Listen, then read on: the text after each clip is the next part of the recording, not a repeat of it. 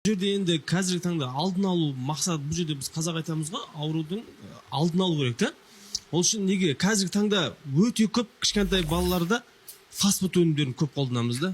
Біз мысалы басқа жерлер, мысалы торговый центрлерге барамыз да, балалардың бәрін алдын қоямыз да, фри қойып тастаймыз, кола алып жейміз. Анау толып жатыр, прям чипси. Мысалы қазіргі таңда зерттеулерге қарасақ, алкогольден де жаман чипсилер мысалы.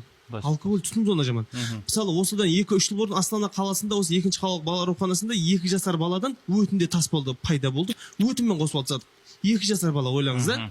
Ол енді болашағы қалай болады? Сол сияқты бізде қазір ата-аналар көп балаға дайын тағамдарды береді.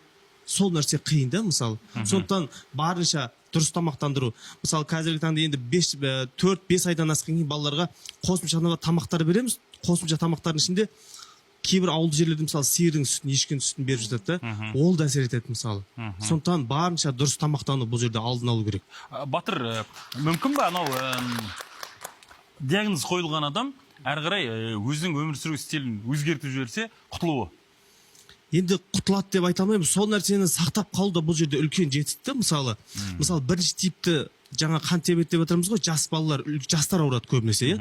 Ол жерде мысалы салмақ аз, ол кісілер дұрыс тамақтану керек, және де физикалық жүктемені төмендету керек деген сияқты керісінше әсер етеді. Ал екінші типті мысалы эндокрин ханым айтып жатыр, ол жерде үлкен кісілер семіздік болады. Ол кісілерге физикалық жүктемені жоғарылату, салмақты тастау деген сияқты нәрселер, дұрыс тамақтану, дұрыс салауатты өмір салтын ұстану, оның бәрі негізі әсер етеді.